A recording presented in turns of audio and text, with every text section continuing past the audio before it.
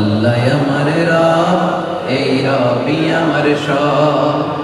তোমার দুনিয়াতে আমি যেদিকে তাকাই, অথই দুনিয়াতে ডুবে আছি সবাই। কথালির গানে শুনি তসবিহ করো রব, তসবিহ করো রব, আল্লাহ আমার রব।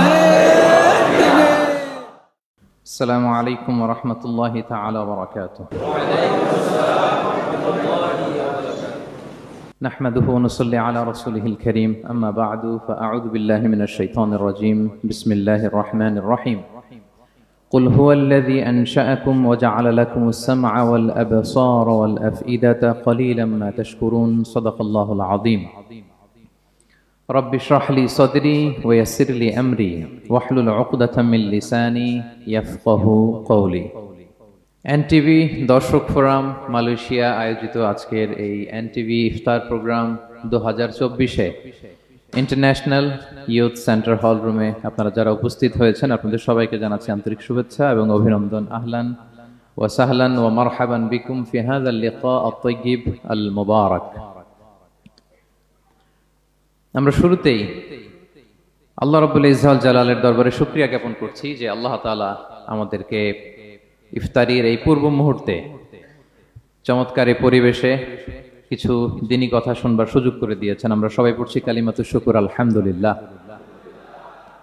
তো সম্মানিত শুধু আমি সূরা মুলকের 23 নম্বর আয়াত তেলাওয়াত করেছি।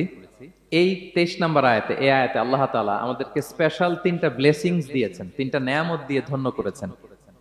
এ নিয়ে আমরা কথা শুনবো ইনশাআল্লাহ। আল্লাহ তাআলা বলছেন قل هو الذي أنشأكم وجعل لكم السمع والأبصار والأفئدة قليلا ما تشكرون। নবী হে, আপনি বলুন তিনি সে সত্তা যিনি তোমাদেরকে সৃষ্টি করেছেন আর তোমাদেরকে দিয়েছেন শ্রবণ শক্তি, দৃষ্টি শক্তি আর চিন্তা শক্তি, কিন্তু খুব অল্প সংখ্যক লোকই তোমরা শুকরগুজার হও। এই যে এত বড় নেয়ামত পেয়ে আমরা ধন্য, আমরা শুকরগুজার হই না। তাহলে 3টা ফ্যাকাল্টি বা 3টা ক্যাপাসিটি বা 3টা এবিলিটি যে আল্লাহ তাআলা আমাদেরকে বিশেষ নেয়ামত দিয়েছেন, সেই 3টা নেয়ামতের কথা আল্লাহ বলেছেন। এক হচ্ছে হিয়ারিং, 2 হচ্ছে ভিশন, 3 হচ্ছে intellect. I repeat, hearing, vision, intellect, অর্থাৎ শ্রবণ শক্তি, এরপর তিনি দিয়েছেন আমাদেরকে দৃষ্টি শক্তি আর দিয়েছেন চিন্তা শক্তি বা বিচার বুদ্ধি। তো এই 3টা নেয়ামতের মধ্যে থেকে সর্বশেষ যে নেয়ামতটা অর্থাৎ চিন্তা শক্তি বা বিচার বুদ্ধি, যে আল্লাহ তাআলা আমাদের মধ্যে বিবেক দিয়েছেন, বিচার বুদ্ধি দিয়েছেন, এই পয়েন্টটা নিয়ে আমি আজকে কিছু কথা আপনাদের সামনে উপস্থাপন করব ইনশাআল্লাহ বিইذنিল্লাহ। সম্মানিত সুধী, আমরা উই আর ইন্টেলেকচুয়াল বিং, আমরা হচ্ছে বুদ্ধিবৃত্তিক প্রাণী। অর্থাৎ আল্লাহ তাআলা আমাদেরকে ফ্রি উইল দিয়েছেন, আমাদেরকে ক্রিটিক্যালি থিঙ্কিং করার সুযোগ দিয়েছেন, বিচার বুদ্ধি বিবেক কমন সেন্সকে কাজে লাগানোর সুযোগ আল্লাহ তাআলা আমাদেরকে দিয়েছেন। এবং এজন্যই আল্লাহ তাআলা আমাদেরকে আশরাফুল মাখলুকাত বানিয়েছেন। আমাদের ফ্রি থিঙ্কিং করার সুযোগ আছে, আমাদের ইন্টেলেক্ট আছে, আমাদের ইন্টেলিজেন্স আছে, আমরা আমাদের সিদ্ধান্তগুলো নিজের মন মতো করে নিতে পারি। এজন্য আমরা হচ্ছে আশরাফুল মাখলুকাত। এজন্য আল্লাহ তাআলা ফেরেশতাদেরকে অর্ডার করেছেন যাতে তারা আমাদেরকে সেজদা দেয়। সুবহানাল্লাহ। এই সেজদাটা আবার ইবাদতের সেজদা ছিল না, এটা ছিল অনারারি সাজদা, সম্মানসূচক সাজদা। ইবাদতের সেজদায় লুটিয়ে পড়া যায় একজনের সামনে। আওয়াজ করে বলুন তো তিনি কে? তো ফেরেশতারা যে সেজদাটা আমাদেরকে দিয়েছিল এটা ছিল অনারারি সাজদা, সম্মানসূচক সাজদা। তো এই বিচার বুদ্ধি বিবেক বুদ্ধি এগুলোই আমাদেরকে পশু থেকে আলাদা করেছে। পশুর কিন্তু এই ইন্টেলেক্ট নাই, বিচার বুদ্ধির ক্ষমতাটা তাদের নাই। এজন্য পশু থেকে আমরা আলাদা। এবং চিন্তা আর বিবেককে খাটানোর জন্য আল্লাহ তাআলা মহামূল্যবান একটা অঙ্গ আল্লাহ তাআলা আমাদেরকে দিয়েছেন, সেটা হচ্ছে ব্রেইন, আমাদের মস্তিষ্ক। এটাকে কাজে লাগিয়ে, কমন সেন্স কাজে লাগিয়ে আমরা পৃথিবীতে সভ্যতার পর সভ্যতা নির্মাণ করেছি। পৃথিবীতে মানুষ ছাড়া অন্য কোনো প্রাণী কি এটা করতে পেরেছে? এটা মানুষ করেছে, কারণ আল্লাহ তাআলা মানুষকে এই চিন্তা শক্তি দিয়েছেন, বিচার বুদ্ধি দিয়েছেন এবং সফিস্টিকেটেড একটা ব্রেন দিয়েছেন। এটা কাজে লাগিয়ে আমরা অনেক বড় কাজ করে ফেলতে পারি। এবং আপনি শুনলে অবাক হবেন, আমাদের এই যে ছোট্ট ব্রেনটা খুব বেশি না কিন্তু ওজন একটা প্রাপ্তবয়স্ক মানুষের হিউম্যান ব্রেনের ওজন কত ধারণা আছে কারো? হ্যাঁ, কত? 3 pound, on an average 3 pound, মানে 1.5 কেজি। এই 1.5 কেজি ওজনের ব্রেন দিয়ে আমরা পৃথিবীতে এই সভ্যতাগুলো বিনির্মাণ করেছি। এবং আপনি শুনলে অবাক হবেন, আমাদের এই ব্রেইনের মেমোরি ক্যাপাসিটি, মেমোরি স্টোরেজ অনেক বেশি।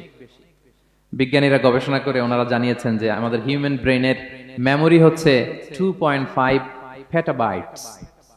আপনারা মেগাবাইটের নাম শুনেছেন, গিগাবাইটের নাম শুনেছেন, পেটাবাইট হয়তো অনেকে শুনেন নাই। পেটাবাইট আরো অনেক বেশি, অনেক বড়। তো 1 পেটাবাইটে হয় 1 মিলিয়ন গিগাবাইট।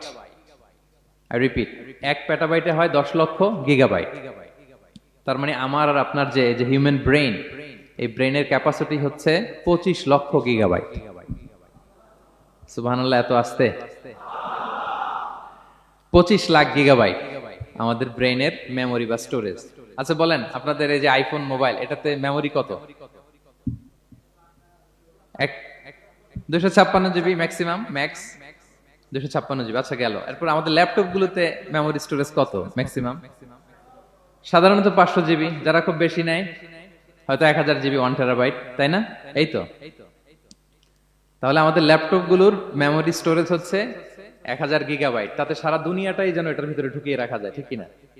কিন্তু আল্লাহ তাআলা আমাদেরকে যে দয়া করে ব্রেন দিয়েছেন, এটার মেমোরি ক্যাপাসিটি হচ্ছে 25 লক্ষ গিগাবাইট। আল্লাহু আকবার।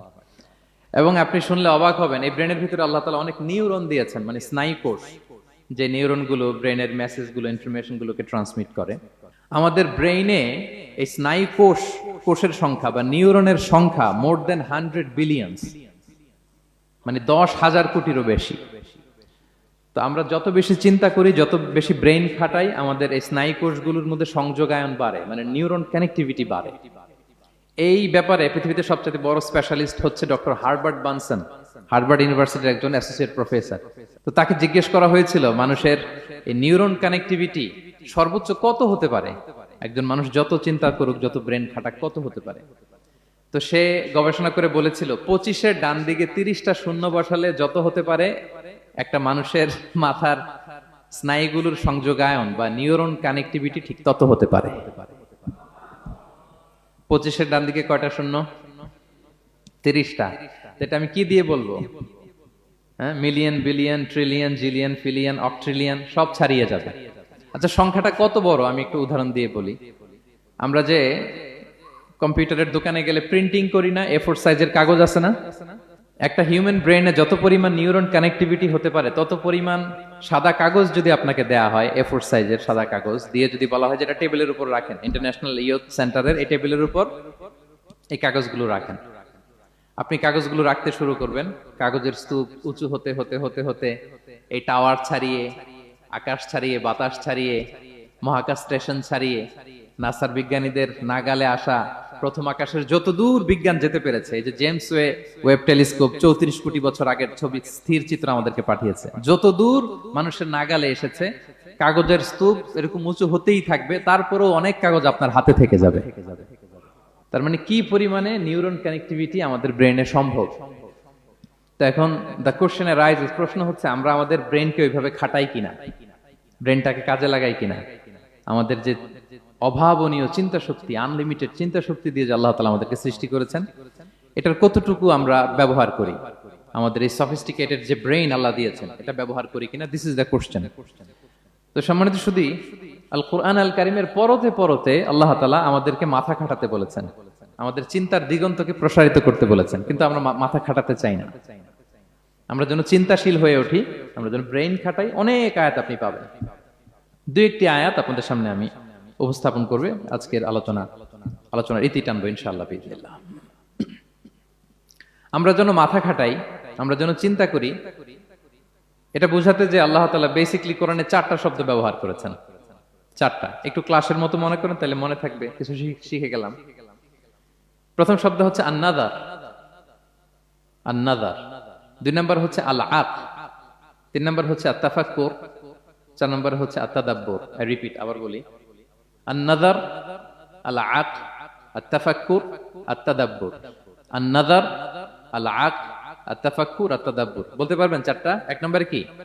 আন-নাযার, 2 নম্বরে আল-আকল, 3 নম্বরে আত-তাফাক্কুর, 4 নম্বরে আত-তাদাব্বুর।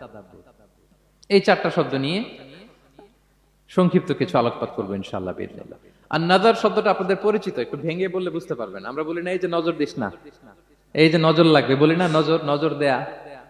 নজর মানে হচ্ছে তাকানো, তবে সাধারণ তাকানো না, careful look, with deep observation and reflection. এটাকে কোরআন বলেছে আন-নাযার। এটার প্রতি কোরআন আমাদেরকে উৎসাহিত করেছে। পাশাপাশি 2 নাম্বার কি বলছিলাম নজরের পরে? অ্যাটলিস্ট একজন তো বলতে হবে। আল-আকল, আল-আকল এটাও আপনারা অর্থ জানেন। আমরা বলি না আকল, কিরে তোর কি আকল নাই, তুই কি ব্যাকেল, বলি না আমরা এরকম? ব্যাকেল মানে যার আকল নেই। তো এই যে আকল, আকল থাকা বা আকল খাটানো বা কমন সেন্সকে খাটানো, রিজনিং করা, কোরআন এটার ব্যাপারে উৎসাহিত করেছে। 3 নম্বরে কি বলেছিলাম? আত-তাফাক্কুর। এই যে ইউআই এর স্টুডেন্ট পাওয়া গেছে তো, ওনারা বলতে পারতেছে আত-তাফাক্কুর। আত-তাফাক্কুর শব্দটা আসছে ফিকির থেকে। ফিকরা, ফিকির, ফিকির তো বোঝেন নাকি? আমরা বলি না যে ফিকির করতে হবে? তো আত-তাফাক্কুর মানে ক্রিটিক্যাল থিংকিং, বিশ্লেষণধর্মী চিন্তা করা। আর সর্বশেষ হচ্ছে আত-তাদাব্বুর। আর তাদাব্বুরটা কোরআনের সাথে জড়িত, কোরআনের পেছনের গল্পগুলো খুঁজে বের করা। আর তাদাব্বুর শব্দটা এসেছে আরবি শব্দ দুবুর থেকে। দুবুর, দুবুর মানে কি? পেছন। তো কোরআনের কোন একটা আয়াতের পেছনের গল্পটা কি, পেছনের রহস্যটা কি, এর নেপথ্যে কি, এর গুরু রহস্য কি, এটাকে বের করা। এই 4টা ব্যাপারে কোরআন অনেক এমফাসাইজ করেছে। তো এই 4টা নিয়ে আমরা কথা বলি। প্রথমে কি বলেছিলাম? প্রথম শব্দটা আন-নাযার। সবাই বলেন তো প্রথম শব্দটা কি? আন-নাযার। নজর মানে কি?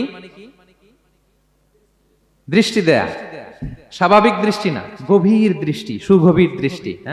ইংরেজিতে বলে অবজারভেশন বা রিফ্লেকশন। তা আমরা যেন শুধু ফেল ফেল করে তাকিয়ে না থাকি। আল্লাহ বলেছে তাকালে তাকানোর মতো তাকাবা, গভীর দৃষ্টি দিবা। আল্লাহ বলেন আফালা ইয়ানজুরুনা ইলাল ইবিলি কাইফা খুলিকাত ওয়া ইলাস সামাই কাইফা রুফিআত ওয়া ইলাল জিবালি কাইফা নুসিবাত ওয়া ইলাল আরদি কাইফা সুতিহাত। আল্লাহ বলেন ওরা কি নজর দেয় না? আফালা ইয়ানজুরুনা, নজর থেকে ইয়ানজুরুনা ইলাল ইবিলি, ওরা কি উটের দিকে তাকায় না?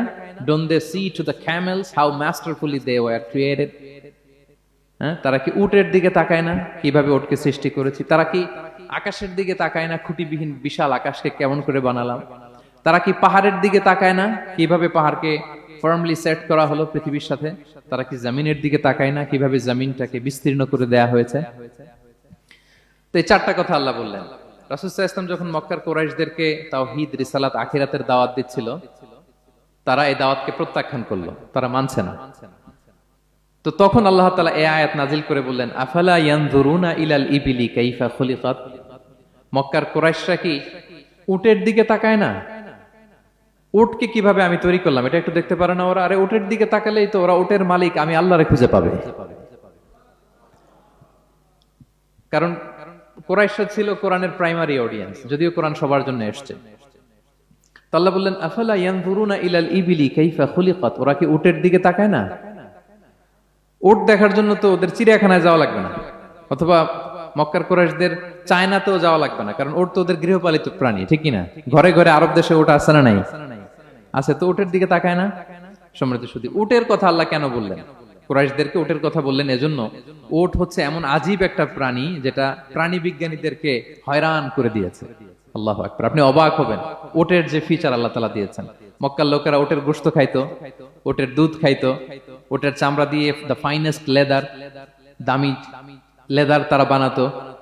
উটের উপর মাল নিয়ে বোঝাই করে মরুভূমি এক প্রান্ত থেকে আরেক প্রান্তে পাড়ি দিত, নিজেরা উটের উপর রাইডিং করত। এবং উট হচ্ছে এমন প্রাণী যেটা একসাথে 1 মাস না খেয়ে বেঁচে থাকতে পারে। 1 মাস পানিও খাওয়া লাগবে না, খাবারও খাওয়া লাগবে না।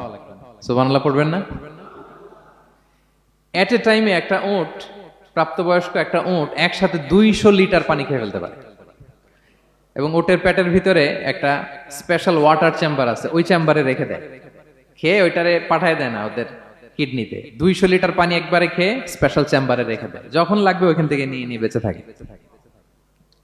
1 মাস না খেয়ে বেঁচে থাকে কি করে? উটের পিঠে দেখবেন একটা কুজ আছে, একটা উঁচু উটকে যদি কল্পনা করেন উপরে একটা কুজ আছে না, এই পুরো কুজটা হচ্ছে চর্বির আধার। তো তো ওটার যখন খাবার থাকে না মরুভূমিতে, মাসের পর মাস যখন চলে, ওই চর্বি থেকে এনার্জি নিয়ে সে মরুভূমিতে চলে, সে না খেয়েও বাঁচতে পারে। আমাদের চোখের মধ্যে যেমনি একটা পাপড়ি, এরকম এক পাপড়ি দিয়ে উটকে আল্লাহ বানায় নাই, ডবল লেয়ারের পাপড়ি দিয়েছে। কারণ মরুভূমির মধ্যে চলতে পথে লু হাওয়া থাকবে, মরুভূমির সাইমুম, বালুর ঝড়, এই ঝড় মোকাবেলার জন্য, লু হাওয়া মোকাবেলার জন্য ডবল লেয়ারের চোখের পর্দা, একটা পর্দা ফেলে রাখে আর একটা খুলে সে হাঁটতে থাকে, তার কিছুই হয় না। সুবহানাল্লাহ। আমাদের 98 ডিগ্রি ফারেনহাইটে স্বাভাবিক তাপমাত্রা, তাই না? 99 ডিগ্রি হলে আমাদের জ্বর, 100 ডিগ্রি হলে জ্বর, 101, 2 সর্বোচ্চ আমরা সহ্য করতে পারি। এর বেশি যদি হয়, 103 ডিগ্রি হলে বেহুশ হয়ে যায় মানুষ। 4 ডিগ্রি হলে আমাদের দেহের ভেতরে যে কোষগুলো আছে এগুলো মরে যায়।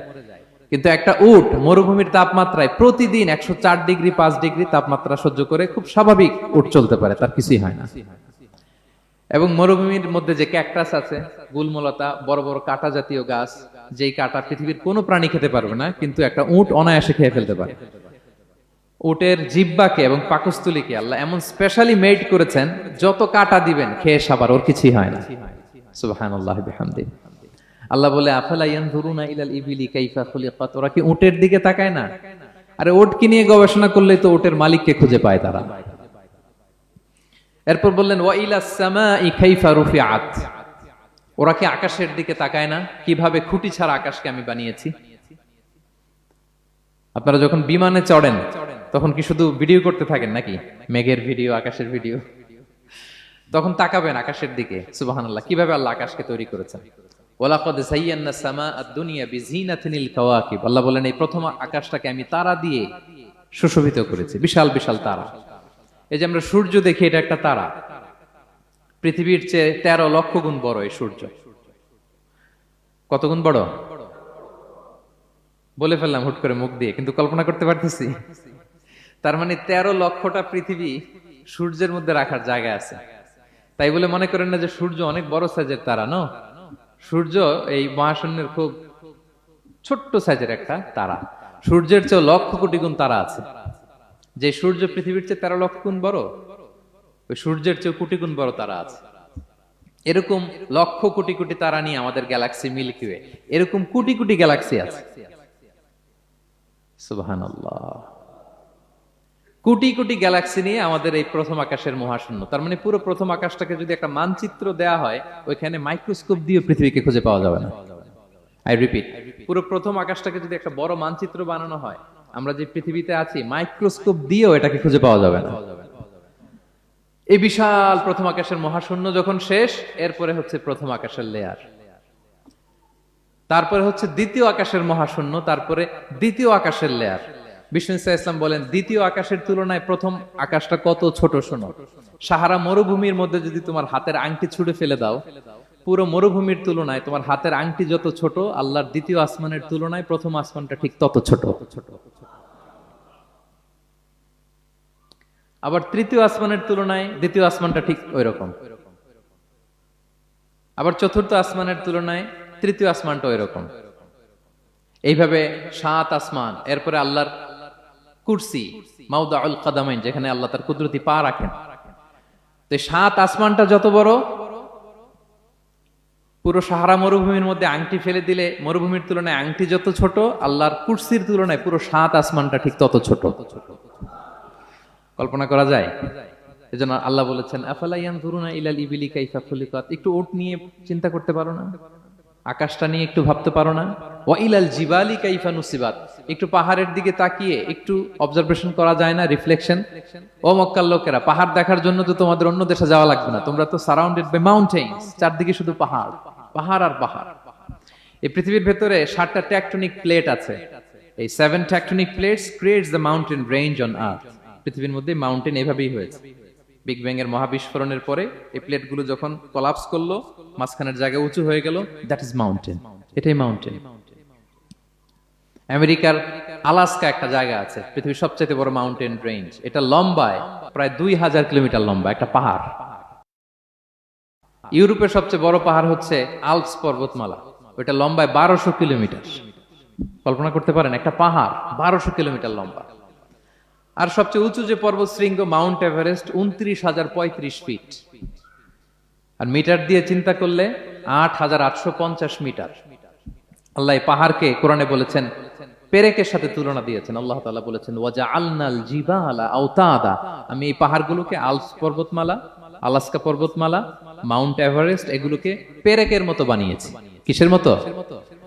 আচ্ছা, যদি আমার কথা বুঝে থাকেন তাহলে উত্তর দেন। আমরা পেরেক যখন কাঠের মধ্যে ঠুকি তখন পুরো পেরেকটা কাঠের ভিতরে ঢুকে যায় না? উপরে দেখা যায় কতটুকু?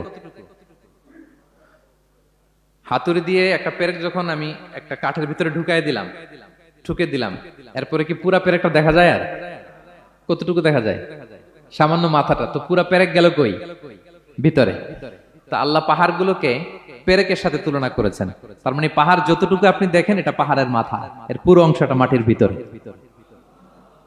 29,035 ফিট মাউন্ট এভারেস্ট যেটা, এটার কমপক্ষে 10 গুণ এটা মাটির ভিতরে আছে। আলাস্কা পর্বতমালা বাইরে যদ্দূর 10 গুণ ভিতরে, আলস পর্বতমালা বাইরে যদ্দূর 10 গুণ ভিতরে, তুর পাহাড় বাইরে যদ্দূর 10 গুণ তার ভিতরে। আল্লাহু আকবার। এজন্য আল্লাহ বলেন ওয়াইলাল জিবালি কাইফা নুসিবাত, ওরা কি পাহাড়ের দিকে তাকায় না কিভাবে এই পাহাড়গুলোকে আমি তৈরি করেছি। আল্লাহ যখন এই পৃথিবী সৃষ্টি করলেন, পৃথিবীর মধ্যে ভাইব্রেশন হচ্ছিল, কাঁপছিল পৃথিবী। আল্লাহ পৃথিবীর কাঁপাকাঁপি বন্ধ করার জন্য এই পেরেকের মতো পাহাড়গুলোকে পৃথিবীতে ঠুকে দিলেন, কাঁপাকাঁপি বন্ধ হয়ে গেল। এই দৃশ্য দেখে ফেরেশতারা বলে ইয়া রাব হাল মিন খালকিকা আশাদ্দু আলাল জিবাল, আল্লাহ পাহাড়ের এত শক্তি, পৃথিবী কাঁপতেছিল, পাহাড় আপনি ঠুকে দিলেন, পৃথিবীর কাঁপাকাঁপি বন্ধ হয়ে গেল। আপনার সৃষ্টির মধ্যে পাহাড়ের চেয়ে শক্তিশালী কিছু আছে? আল্লাহ বললেন আছে। সেটা কি? আল হাদিদ। আল্লাহ বললেন সেটা লোহা, কারণ লোহা দিয়ে পাহাড় কাটা যায়, ঠিক কিনা? লোহার কথা শুনে ফেরেশতারা অবাক, লোহা পাহাড়ের চেয়ে শক্তিশালী? ফেরেশতারা প্রশ্ন করলো ইয়া রাব্বি হাল মিন খালকিকা আশাদ্দু মিনাল হাদিদ, তাহলে আপনার সৃষ্টির মধ্যে লোহার চেয়ে শক্তিশালী কিছু আছে? আল্লাহ বললেন আছে। কি সেটা? আন্নার, আগুন। কারণ আগুন লোহাকে কি করে? গলিয়ে ফেলে। ফেরেশতারা শুধু অবাকই হচ্ছে। ফেরেশতারা বলে আগুনের চেয়ে শক্তিশালী কিছু আছে? আল্লাহ বলে আছে আল মা, পানি। কারণ আগুনে দাউ দাউ করে জ্বলে ওঠা আগুনের মধ্যে পানি দিলে আগুন অস্তিত্ব হারায়। ফেরেশতারা শুধু অবাকই হচ্ছে। তারা বলে তাহলে পানির চেয়ে শক্তিশালী কিছু আছে? আল্লাহ বলেন আছে। আর রিহ, বাতাস। কারণ বাতাস পানিকে একদিক থেকে আরেক দিকে নিয়ে যায়। জলের মধ্যে বায়ুর উচ্ছ্বাস লাগলে জলোচ্ছ্বাস তৈরি হয়, ঠিক কিনা? ফেরেশতারা আবার অবাক হয়ে বলে তাহলে বাতাসের চেয়ে শক্তিশালী কিছু আছে? আল্লাহ বললেন আছে। সেটা কি? বলতেছে বনি আদম। ওই মানুষ শক্তিশালী যে গোপনে দান করে, এত গোপনে যে ডান হাত কি দান করলো, বা হাত সেটা টের পায় না। পড়েন সুবহানাল্লাহ। এই লম্বা হাদিস বলার বা বোঝানোর মূল উদ্দেশ্য হচ্ছে আল্লাহ পাহাড়কে সৃষ্টি করেছেন ওয়া ইলাল জিবালি কাইফা নুসিবাত, পাহাড়কে আল্লাহ তাআলা জমিনের মধ্যে এভাবে সেট করেছেন। আল্লাহ বলে ওরা কি একটু পাহাড়ের দিকে তাকায় না, আকাশের দিকে তাকায় না? ওরা কি একটা উটের দিকে তাকায় না? ওয়া ইলাল আরদি কাইফা সুতিহাত, ওরা কি জমিনের দিকে তাকায় না, জমিনকে কিভাবে আমি বিস্তৃত করেছি। আমরা তো কত চমৎকার মাটি দেখি, তাই না? বীজ রোপণ করে দিলে কি উর্বর জমি, হ্যাঁ, ঘাস লতাপাতা ফলমূল হয়। আসলে পুরো পৃথিবীটাই কি এরকম নরম? না, অনেক স্তর আছে। এই ভূপৃষ্ঠের নিচে আপনি পাবেন পাললিক শিলার স্তর, রূপান্তরিত শিলার স্তর, আগ্নেয়গিরির শিলার স্তর। তার মানে পৃথিবীর ভেতরে দাউ দাউ করে আগুন জ্বলছে, এবং আগ্নেয়গিরির জ্বালামুখ ভেঙে যখন এই অগ্নুৎপাতের লাভা বের হয় তখন বোঝা যায় পৃথিবীর ভেতরে কেমন আগুন পাওয়া যায়, ঠিক কিনা? তাহলে প্রথম শব্দটা আমি কি বলেছিলাম? আন-নাযার। মনে আছে তো না? প্রথম শব্দটা কি? আল্লাহ বলে তারা কি নজর করে দেখে না কিভাবে আকাশ বানালাম, উট সৃষ্টি করলাম, কিভাবে জমিন বানালাম, কিভাবে পাহাড় বানালাম। তাহলে এই যে নজর বা অবজারভেশন, রিফ্লেকশন, এটার প্রতি আল্লাহ তাআলা আমাদেরকে উৎসাহিত করেছে। প্রথম পয়েন্ট ক্লিয়ার। মোট পয়েন্ট আলোচনা করব 4টা। বলেন তো কয়টা? একটা ক্লিয়ার। 2 নাম্বার কি ছিল দেখি কার মনে আছে কিনা? আল আকল, রাইট, কমন সেন্স, রিজনিং। আমরা যেন আমাদের কমন সেন্স খাটাই, কোরআনের পরতে পরতে আল্লাহ তাআলা আমাদেরকে উৎসাহিত করেছেন। এবং ইন্টারেস্টিংলি জাহান্নামীরা যখন জাহান্নামে যাবে তারা কি বলবে জানেন? সূরা মুলকে এসেছে, তারা বলবে ওয়াকালু লাউ কুননা নাসমাউ আও নাআকিলু মা কুননা ফি আসহাবিস সাঈর। তারা বলবে হায় রে, নবীদের কথা যদি মানতাম আর যদি একটু কমন সেন্স খাটাইতাম তাহলে তো জাহান্নামে আসা লাগতো না। ওই দিনের এই আফসোসে কোনো কাজ হবে? প্রিয় ভাইরা, ওই দিন যত আফসোস করেন কোনো কাজ হবে?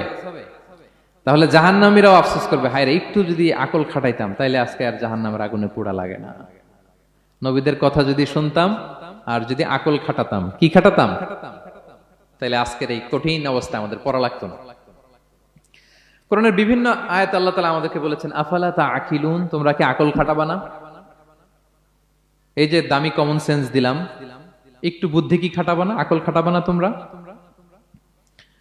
এবং কোরআনের একটি আয়াতে আল্লাহ তাআলা বিভিন্ন কসমিক সিম্বলস, ন্যাচারাল ফেনোমেনা এগুলো উল্লেখ করে সবশেষে তিনি বলেছেন লা আয়াতিন লিকাউমি ইয়াকিলুন, নিশ্চয়ই এগুলোর মধ্যে নিদর্শন রয়েছে, সাইন রয়েছে, কাদের জন্য? লিকাউমি ইয়াকিলুন, যারা আকলবান, যারা কমন সেন্স খাটায়।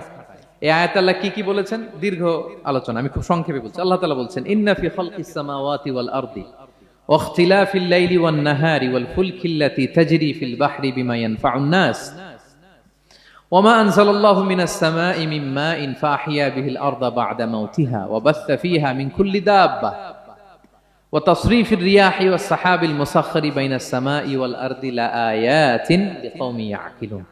সবগুলো বলে আল্লাহ বললেন এগুলোর মধ্যে নিদর্শন আছে তাদের জন্য যারা কমন সেন্স খাটায়। কি বললেন আল্লাহ? আল্লাহ বললেন আকাশ জমিনের সৃষ্টির মধ্যে, দিবারাত্রির পরিবর্তনের মধ্যে, এই যে 24 ঘন্টার 12 ঘন্টা দিন, 12 ঘন্টা রাত, আহ্নিক গতির কারণে এই যে দিবারাত্রি আমরা পাই, এই পৃথিবীটা তার অরবিটে কক্ষে যেমনি ঘুরে, আবার পৃথিবীটা তার অক্ষেও ঘুরে। যে আপনারা যারা ক্রিকেট খেলছেন এরকম স্পিন বল করেন না? হ্যাঁ, কমন পড়ছে? স্পিন বল করলে বলটা কিভাবে যায় বলেন তো? ঘুরতে ঘুরতে যায়। তো পৃথিবী যখন সূর্যের চারদিকে কক্ষে ঘুরে, ওই ঘোরার মুহূর্তে সে নিজে স্পিনিং হইতে থাকে, ঘুরতে থাকে। ওই স্পিন হইতে তার এক পিঠ থেকে আরেক পিঠে ঘুরতে তার 24 ঘন্টা সময় লেগে যায়। ওইটার কারণে দিবারাত্রি হয়। 12 ঘন্টায় আমরা দিন পাই, 12 ঘন্টায় আমরা রাত পাই। আল্লাহ বলেন এই দিবারাত্রির পরিবর্তনের মধ্যে নিদর্শন আছে। তারপরে সাগরে যে ভেসে বেড়ায় বড় বড় নৌযান, জলযান, আপনারা দেখেছেন কিনা জানি না, এই যে icon of the ocean, Titanic জাহাজের চেয়ে 10 গুণ বড় জাহাজ, আমি দেখে এসেছি পশ্চিমা দেশগুলোতে। এত বিশাল বড় জাহাজ, এটা সামনে দাঁড়ালে এটার দৈত্যের মতো মনে হয়। মালয়েশিয়াতে তো অনেক কন্ডোমোনিয়ামস, 10-15টা কন্ডোমোনিয়ামস একসাথে জোড়া লাগালে এটা যত বড়, ওই ক্রুজগুলো, জাহাজগুলো এত বড়। এক একটা জাহাজের ভেতরে 3000-4000 হোটেল রুম আছে, 8-10টা রেস্টুরেন্ট আছে, ফুটবল স্টেডিয়াম আছে, থিম পার্ক আছে, বিশাল একটা এন্টায়ার সিটি। এই বিশাল ক্রুজগুলো, icon of the sea, Virgin voyages, Royal Caribbean, এগুলো সাগরের উপর দিয়ে ভেসে বেড়ায়। আল্লাহ বলে ওয়াল ফুলকিল্লাতি তাজরি ফিল বাহরি বিমা ইয়ানফাউন নাস, সাগরের উপরে বিশাল বড় বড় ক্রুজগুলো ভেসে বেড়ায়, এর মধ্যে নিদর্শন আছে। এরপর আল্লাহ বললেন আমি পানি থেকে সব প্রাণী তৈরি করেছি, ওয়াজআলনা মিনাল মাই কুল্লা শাইইন হাই, সব প্রাণ এসেছে পানি থেকে। বিজ্ঞান এটাকে কনফার্ম করেছে। তারা বলেছে পৃথিবীর সর্বপ্রথম এককোষী প্রাণীর নাম হচ্ছে অ্যামিবা। অ্যামিবা এসছে, জুপ্লাংটন, ফাইটোপ্লাংটন, ব্যাকটেরিয়া প্লাংটন, এভাবে স্পিসিসগুলো ডেভেলপ করেছে। আল্লাহ বলে এর মধ্যে নিদর্শন আছে। এরপর আল্লাহ তাআলা বলেছেন মৌসুমী বায়ু, এই যে বায়ুর প্রবাহ, এতে নিদর্শন আছে। আর আকাশ জমিনের মাঝখানে যে মেঘমালাগুলো ভেসে বেড়ায়, এই সবগুলোর ভেতরে নিদর্শন আছে। কাদের জন্য? আল্লাহ বলেন লা আয়াতিন লিকাউমি ইয়াকিলুন, তাদের জন্য যারা আকল খাটায়, যারা কমন সেন্স খাটায়। সুবহানাল্লাহ পড়বেন না? এজন্য বিমানে যদি আপনারা উইন্ডো সিট পান, কি করবেন আজকে থেকে বলেন? উইন্ডো সিটের পাশে বসে বসে রিল দেওয়ার জন্য ভিডিও মেক করব। কি করবেন? হ্যাঁ, আল্লাহর নিদর্শন দেখব, কত ক্ষুদ্র আমি, কত নগণ্য আমি, কত তুচ্ছ আমি, এটা বুঝবার চেষ্টা করব। তাহলে 4টা পয়েন্টের 2টা চলে গেল, একটা হচ্ছে নাযার আর একটা হচ্ছে আল্লাহ আকাল। 3 নাম্বার কি ছিল? একজন বলতে হবে। আত-তাফাক্কুর। আত-তাফাক্কুর মানে ক্রিটিক্যাল থিঙ্কিং। ক্রিটিক্যাল থিঙ্কিং করা। আল্লাহ যে আমাদেরকে ব্রেন দিয়েছেন, এটা দিয়ে ক্রিটিক্যাল থিঙ্কিং করা, ব্রেনটাকে কাজে লাগানো, গড্ডালিকা প্রবাহে ভেসে না বেড়ানো, ব্রেনটাকে আমরা যেন কাজে লাগাই। আত-তাফাক্কুর। ইব্রাহিম আলাইহিস সালাম এই আত-তাফাক্কুর বা ক্রিটিক্যাল থিঙ্কিং এর ক্ষেত্রে আমাদের জন্য অনুপম আদর্শ ছিল। কোন নবীর নাম বললাম? সবাই বলেন তো নবীর নাম কি? উনি যেই সময়টাতে পৃথিবীতে এসেছিলেন তখন কেউ করতো তারার পূজা, কেউ করতো চাঁদের পূজা, কেউ করতো সূর্যের পূজা। আমরা হইলে কি করতাম? কোনো এক দলে ঢুকে যেতাম। কি বলেন? এক দল করে তারার পূজা, আরেক দল সূর্যের, আরেক দল চাঁদের। আমরা হইলে কি করতাম? এক দলে ঢুকে যেতাম। উনি ঢুকেন নাই। উনি এই তারকা পূজারী, সূর্য পূজারীদের চিন্তার দেয়ালে আঘাত করেছেন। সুবহানাল্লাহ। ফালাম্মা জান্না আলাইহিল লাইলু রাআ কাওকাবা, উনি কিভাবে সত্যের সন্ধান পেলেন দেখেন। উনি রাত্রিবেলা যখন দেখেন যে লোকজন তারার পূজা করে, উনি ভাবলেন হাযা রব্বি, তারাই কি আমার রব? পরে দেখে না, দিনের বেলায় তারারে আর খুঁজে পাওয়া যায় না। এখন মনে মনে ভাবে হায় রে, আমার রব যদি আবার মাঝে মধ্যে না থাকে তো আমি যাব কই? এক সময় উনি আসে, আরেক সময় নাই। এরকম খোদা দিয়ে আমাদের কোনো লাভ আছে? যিনি সবসময় আমার টেক কেয়ার করবে, আমরা তো ওই খোদার ইবাদত করি, ঠিক কিনা? উনি বললেন না না, এই তারা আমার রব হতে পারে না। এরপর দেখা যায় আরেকদিন রাত্রিবেলা সবাই চাঁদের পূজা করে, কি দ্যুতিময় চাঁদ, জ্যোৎস্না ছড়ায়। তো উনি ভাবলেন আহাদা রাব্বি, এটাই কি আমার রব? পরে দিনের বেলা যখন দেখি না, চাঁদ তো আর দেখা যায় না, চাঁদ তো আর নাই, ভ্যানিশ, ডিসঅ্যাপিয়ার। পরে বলে না, চাঁদ আমার রব হতে পারে না। এবার দিনের বেলা দেখলেন দ্বিপ্রহরের জল জলে সূর্য খা খা রোদ বিলাচ্ছে গোটা বিশ্বে। দেখে যে সবাই এটার ফলোয়ার বেশি, সবাই সূর্যের পূজা করে। কিন্তু আবার গধূলি লগ্নে সানসেটের টাইমে যখন সূর্যও ডুবে গেল, হায় হায়, উনি বিপদে পড়লেন। এবার আমি কই যাব? সূর্যও তো থাকে না। আল্লাহু আকবার। তখন তিনি ঘোষণা দিলেন, ইন্নী ওয়াজ্জাহতু ওয়াজহিয়া লিল্লাযী ফাতারাস সামাওয়াতি ওয়াল আরদা হানিফা ওয়া মা আনা মিনাল মুশরিকিন। হে তারকা পূজারী, হে চাঁদের পূজারী, হে সূর্য পূজারী, আমি তোমাদের কোনো দলের সাথে নাই, বরং আমি আমাকে ওই সত্তার দিকে মনোনিবেশ করলাম, আত্মসমর্পণ করলাম। ফাতারাস সামাওয়াতি ওয়াল আরদ, যিনি আকাশ সৃষ্টি করেছেন, জমিন সৃষ্টি করেছেন। হানিফা ওয়া মা আনা মিনাল মুশরিকিন, আমি শিরক করি না, আমি হানিফ হিসেবে সেই আল্লাহর ইবাদত শুরু করে দিলাম। পড়েন আল্লাহু আকবার। তাইলে উনি স্রোতে গা ভাসান নাই, কোন এক দলে না ঢুকে উনি ওনার ক্রিটিক্যাল থিঙ্কিং, ওনার অ্যানালজি, ওনার বিবেককে উনি কাজে লাগিয়েছেন। তো সম্মানিত সুধী, এজন্য চিন্তা করা, এটাকে আরবিতে বলে আত-তাহান্নুস মিন বাকায়া আল ইব্রাহিমিয়া। এটা ইব্রাহিমী চিন্তার অবশিষ্টাংশ। সেদিন ইব্রাহিম আলাইহিস সালাম এভাবে চিন্তা করতেন, গবেষণা করতেন। সূরাতুন নাহলে আল্লাহ তাআলা মৌমাছি কিভাবে মধু সংগ্রহ করে এই ইনফরমেশনটা যখন আমাদের সামনে পেশ করলেন, এই আয়াতের শেষেও তিনি একই কথা বললেন, ইন্না ফি যালিকা লাআয়াতান লিকাওমি ইয়াতাফাক্কারুন। নিশ্চয় এর মধ্যে যারা চিন্তাশীল তাদের জন্য নিদর্শন আছে। মৌমাছি যে মধু সংগ্রহ করে, আপনারা মৌচাক দেখছেন? কে কে দেখি মৌচাক দেখছেন? মাশাআল্লাহ, আচ্ছা ঠিক আছে। রাসূল সাল্লাল্লাহু আলাইহি ওয়াসাল্লাম মধু বড্ড পছন্দ করতেন। পিওর হানি, দুর্গন্ধওয়ালা হানি তিনি খেতেন না, পিওর হানি খাবেন, খুবই এনার্জেটিক। এবং কোরআনে মাত্র দুইটা জিনিসকে শেফা বলা হয়েছে, এক হচ্ছে কোরআনকে বলা হয়েছে শেফা, আর এই মধুকে বলা হয়েছে শেফা। সুবহানাল্লাহ। আল্লাহ তাআলা বললেন, ওয়া আওহা রাব্বুকা ইলান নাহলি আনিত্তাখিযি মিনাল জিবালি বুয়ুতা ওয়া মিনাশ শাজারি ওয়া মিম্মা ইয়ারিশুন। আল্লাহ তাআলা মৌমাছিকে শিখাই দিলেন কিভাবে মৌচাক বাঁধতে হবে। এবং আল্লাহ বললেন, ইত্তাখিযি মিনাল জিবালি বুয়ুতা, তোমরা পাহাড়ে মৌচাক বাঁধো, ওয়া মিনাশ শাজার, গাছের মগ ডালে বাঁধো, অথবা উঁচু মাচার উপরে বাঁধো, যাতে গ্রামের ছোট্ট ছেলেরা ঢিল মারতে না পারে। মৌচাক যারা দেখছেন, এটা কি নিচু নিচু জায়গায় মৌমাছির মৌচাক হয় না, উঁচু একেবারে মগ ডালে। এটা মৌমাছিরা শিখাই দিছে কে? হ্যাঁ, কে শিখিয়েছে? আল্লাহ সুবহানাহু ওয়া তাআলা মৌমাছিকে শিখিয়ে দিয়েছে। যারা আরবি বোঝেন তারা বুঝতে পারবেন, ইত্তাখিদি এটা ফেমিনিন জেন্ডার। তার মানে আল্লাহ যা অর্ডার করেছেন এটা পুরুষ মৌমাছিকে অর্ডার করেন নাই, নারী মৌমাছিকে। তো গবেষণায় দেখা গিয়েছে পুরো মৌচাকের বাসাটাকে এখানে যে লিডারশিপ বহন করে এটা কোনো পুরুষ মৌমাছি না, এটা নারী মৌমাছি। সুবহানাল্লাহ। এবং তিন ধরনের মৌমাছি থাকে, একটা হচ্ছে কুইন বি, রানী মৌমাছি, আর একটা হচ্ছে মেল বি, এরা বংশ বিস্তার করে, আর একটা হচ্ছে ওয়ার্কার বি, এরা এই মধু আনা নেওয়া করে। তা আল্লাহ এদেরকে বললেন, কুলি মিন কুল্লি সামারাত, এই মৌমাছি তোমরা আশেপাশের সব সুন্দর সুন্দর ফুল থেকে, ফল থেকে, ফ্লাওয়ার নেকটারস, পুষ্প রস সংগ্রহ করে নিয়ে আসো। মধু এত স্বাস্থ্যকর, হেলদি ডায়েট কেন? কারণ আশেপাশের গাছের মধ্যে এখানে আপনার ভেষজ গাছ আছে, ওষুধি গাছ আছে, বনাজি গাছ আছে, ঠিক কিনা?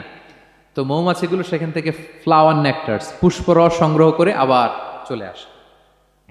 এবং আল্লাহ বললেন, ফাসলুকি সুবুলা রব্বিকি যুলুলা, পথ ভুলে যাও না, যেই পথে গেছো ওই পথে ফিরে আসো। একটা মৌমাছি মৌচাক থেকে প্রায় 10 কিলোমিটার দূরেও অনেক সময় চলে যায়, আবার 10 কিলোমিটার পথ চিনে আবার মৌচাকে এটার ফিরায় আনে কে? এই পুরো মেকানিজমটা নিয়ে গবেষণা করে অস্ট্রিয়ান একজন সায়েন্টিস্ট, তার নাম হচ্ছে কার্ল ব্রনফেশ, সে একটা বই লিখেছে, দ্য ডান্সিং বিজ, এবং এই বই লিখে সে নোবেল লরেট হয়েছে, নোবেল প্রাইজ পেয়েছে। আমরা তো মধু পাইয়া হাতের তালুর মধ্যে নিয়ে জিহ্বা দিয়ে চাটি, আমাদের তো আর ব্রেন খাটানোর ওই সময় নাই। ওই কার্ল ভন ফ্রেশ, সে এই মৌমাছি নিয়ে গবেষণা করে নোবেল প্রাইজ পেয়েছে। আর আমরা মাথা খাটাইতে পারলাম না। তো সে গবেষণা করে পেয়েছে, মানে কোরআনের আয়াত যা যা বলেছে সে তাই পেয়েছে। মৌমাছি ওখান থেকে ফুলের পুষ্পরস, ফ্লাওয়ার নেকটার্স এনেই কিন্তু মৌচাকে রাখে না, ওইটারে সে খেয়ে ফেলে। এবং সে গবেষণা করে পেয়েছে এক একটা মৌমাছির দুইটা স্টোমাক, দুইটা পাকস্থলী। একটা পাকস্থলীতে সে নিজের খাবার দাবার খায়, আর একটা পাকস্থলীতে এই পুষ্পরস, ফ্লাওয়ার নেকটার্স গুলা সে রাখে। সেখানে আল্লাহ তাআলা একটা স্পেশাল এনজাইম দিয়ে ওইটাকে প্রিজার্ভ করে, প্রত্যেকটা মৌমাছির নিচে একটা টিউব আছে, সে ওই টিউব দিয়ে নল দিয়ে মৌচাকে যে ওই মধুগুলো রেখে আসে। পড়েন সুবহানাল্লাহ। এবং এই মধুর ভেতরে আল্লাহ তাআলা ন্যাচারাল অ্যান্টিসেপটিক রেখেছেন, এটার নাম প্রপোলিস। দ্বিতীয় বিশ্বযুদ্ধে রাশিয়ান সোলজাররা তারা আহত হলে তারা অ্যান্টিসেপটিক কিনে লাগাতো না, তারা মধু লাগায় দিত, আর আহত সোলজার তারা মুহূর্তে সুস্থ হয়ে যেত। যাদের বাতের ব্যথা আছে, বাতের ব্যথা আছে না অনেক মুরব্বীদের, ওই বাতের ব্যথার মধ্যে যদি মৌমাছির হুল ফুটাই দিতে পারেন, একদিনের মধ্যে বাতের ব্যথা ভালো হয়ে যাবে। সাময়িক হয়তো ব্যথা পাবে, মৌমাছি যখন কামড় দেয় ব্যথা লাগে না, নাকি আরাম লাগে? কামড় খাইছেন মৌমাছির কখনো? হ্যাঁ। তো বাতের ব্যথার মধ্যে আপনি মৌমাছির হুল ফুটাই দিলে আর ব্যথা নাই। সুবহানাল্লাহ বিহামদি। মুখতালিফুন আলওয়ানু, বিভিন্ন ধরনের ক্রিম হানি, হোয়াইট হানি, ইয়েলো হানি, ব্ল্যাক হানি, নানা ধরনের হানি আল্লাহ তাআলা এইভাবে প্রিজার্ভ করেছেন মৌমাছির মধ্য দিয়ে। আল্লাহ বলেন এই যে এতগুলো মৌমাছি পুষ্প রস এনে মৌচাকের মধ্যে রসগুলো রাখে, মধু তৈরি হয়। আল্লাহ বলেন ইন্না ফি যালিকা লাআয়াতান লিকওমি ইয়াতাফাক্কারুন, নিশ্চয় এর মধ্যে আল্লাহ তাআলা চিন্তাশীলদের জন্য নিদর্শন রেখেছেন। যারা চিন্তা করে, তারা হাতের তালুতে শুধু জিহ্বা দিয়ে চেটে চেটে খায় না, তারা ভাবে কোত্থেকে আসলো এই মধু, কিভাবে মৌমাছিগুলো যায়, কিভাবে ফিরে আসে। তাহলে বলেন তো আমাদের চিন্তাশীলতার দরকার আছে না নাই? সূরা আলে ইমরানের 190 নম্বর আয়াতে আল্লাহ তাআলা বলেছেন, যারা আকাশ বাতাস পৃথিবী সৃষ্টি নিয়ে চিন্তা করে এবং সর্ব অবস্থায় আল্লাহ তাআলার জিকির করে, ওয়ায়াতাফাক্কারুনা ফি খালকিস সামাওয়াতি ওয়াল আরদ, এবং তারা তাফাক্কুর করে, ক্রিটিক্যাল থিংকিং করে, এবং তারা বলে মা খালাকতা হাযা বাতিলা, হে আল্লাহ তুমি অনর্থক কিছু সৃষ্টি করো নাই। মনে রাখবেন এই পৃথিবীতে আল্লাহ তাআলা অনর্থক কোনো কিছু সৃষ্টি করে নাই, করেছে? যেটাই সৃষ্টি করেছে এটা এর মধ্যে মানব কল্যাণ আছে না নাই? আল্লাহ তাআলা আমাদের জন্য কল্যাণ রেখেছেন। এবং এই আয়াত যখন নাজিল হল, বিষ্ণু ঈসা ইসলাম বললেন ওয়াইলুন লিমান কারাআহা ওয়া লাম ইয়াতাফাক্কার ফিহা, ধ্বংস তাদের জন্য যারা এই আয়াত তেলাওয়াত করে কিন্তু এই আয়াত নিয়ে চিন্তা করে না, গবেষণা করে না। এবং কোরআনের বিভিন্ন আয়াতে আল্লাহ তাআলা বিশ্বনবীকে বলেছেন, নবী হে আপনি আপনার উম্মতদেরকে নবীদের ঘটনা শোনান। কোরআনের 3 ভাগের 1 ভাগ হচ্ছে ঘটনা। পুরো কোরআনের 3 ভাগের 1 ভাগ কি? ঘটনা, স্টোরি টেলিং। কারণ গল্প মানুষের মনে দাগ কাটে। আল্লাহ তাআলা বলেছেন ফাকুসুসিল কসাসা লাআল্লাহুম ইয়াতাফাক্কারুন, নবী হে আপনি তাদেরকে কিচ্ছা শোনান, ঘটনা শোনান, নবীদের কাহিনী শোনান। লাআল্লাহুম ইয়াতাফাক্কারুন, যাতে করে তারা ক্রিটিক্যাল থিংকিং করে। তারা লূত আলাইহিস সালামের কওমের ঘটনা যখন শুনে যে আল্লাহ তাআলা আপসাইড ডাউন করে দিয়েছিলেন, তারা যখন কওমে আদের ঘটনা শুনে, কওমে সামুদের ঘটনা শুনে, তারা যেন চিন্তাশীল হয়। এবং বিশ্বনবীর সাহাবী আবু দারদা রাদিয়াল্লাহু তাআলা আনহু উনি বলতেন তাফাক্কুরু সাআতিন খায়রুন মিন কিয়ামি লাইলা, 1 ঘন্টা কেউ যদি আল্লাহর সৃষ্টি নিয়ে চিন্তা করে সেটা সারা রাত তাহাজ্জুদের সালাত অফার করার চেয়ে উত্তম। আমরা অনেকে মনে করি শুধু তাসবিহ পড়াই ইবাদত, জিকির করাই ইবাদত, শুধু কোরআন তেলাওয়াতই মনে হয় ইবাদত, শুধু কিয়ামুল লাইল করা ইবাদত। কিন্তু বিশ্বনবীর সাহাবী যিনি ইসলাম আমাদের চেয়ে ঢের বেশি বুঝেছেন, তিনি বলেন আল্লাহর এই সৃষ্টি শৈলী, এই সৃষ্টি নৈপুণ্য নিয়ে 1 ঘন্টা চিন্তা করা, ক্রিটিক্যাল থিংকিং করা, সারা রাত নফল তাহাজ্জুদের চেয়েও সেরা। এবার বলেন আমাদের চিন্তা করার দরকার আছে না নাই? ব্রেনটা খাটাবেন তো? এই যে যারা কনভার্টেড মুসলিম হয় এরা কিন্তু অনেক চিন্তা ফিকির করে, নিজের সাথে নিজে বোঝাপড়া করে, ক্রিটিক্যাল থিংকিং করে, তাদের অ্যানালজি কাজে লাগিয়ে, আল্লাহর দেয়া ব্রেনকে কাজে লাগিয়ে এরপরে শাহাদা পাঠ করে, এমনি এমনি না। এই যে কিছুদিন আগে আমেরিকান এক পপ স্টার কালেমা পড়ছে না? আপনি জানেন একটা ধর্ম চেঞ্জ করা, একটা ফেইথ চেঞ্জ করা, এটা কত বড় সিদ্ধান্ত? হ্যাঁ, বাপদাদার ধর্ম বয়স 30-40, এতদিন যে ধর্ম মানলাম এটাকে চেঞ্জ করে নতুন ধর্মে কনভার্ট হয়, এটা কত বড় সিদ্ধান্ত? Could you imagine that? It's not a joke.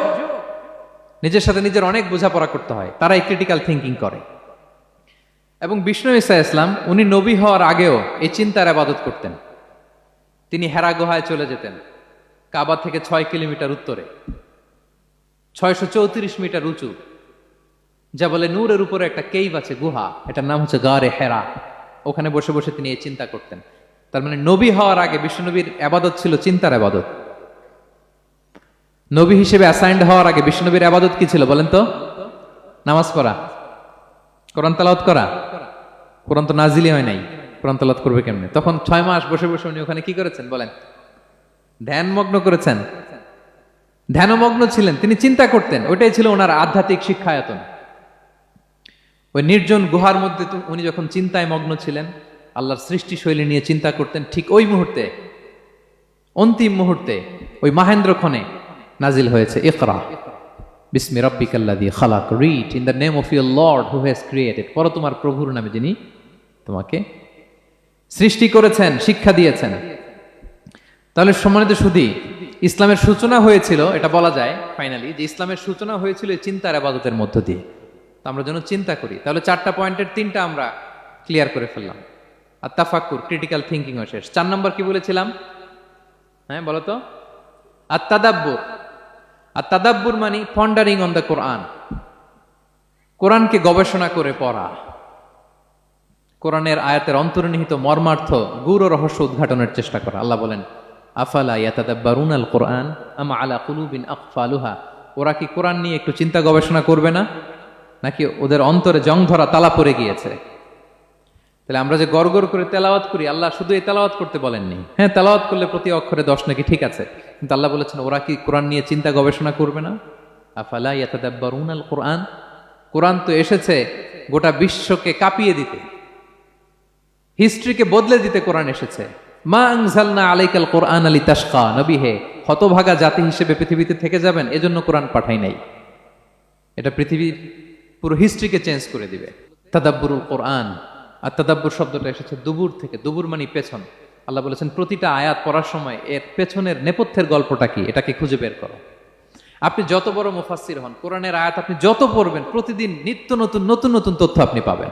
আল্লাহর কসম, আমি আল আজহারে কোরআন নিয়ে পড়াশোনা করেছি, IIM এ কোরআন নিয়ে masters, human embryology in the holy Quran, PhD-র 5 বছর, human behavioural patterns in the holy কোরআন।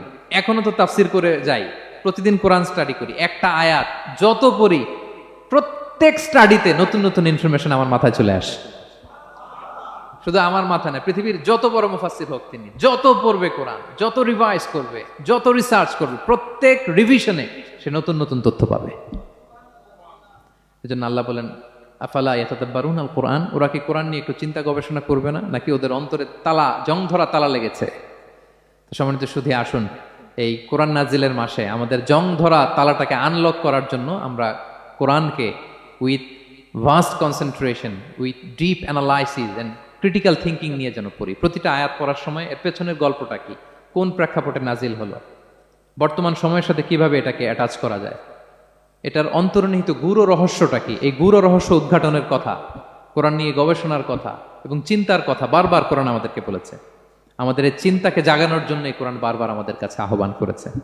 এখন আমাদের কি একটু সময় হবে না কোরআনকে চিন্তার সাথে গবেষণার সাথে পড়ার? হ্যাঁ, চিন্তাশীলতার সাথে গবেষণা করে কোরআন স্টাডি করার দরকার আছে না নাই? বলেন বলেন। হ্যাঁ, পড়বেন তো আপনারা?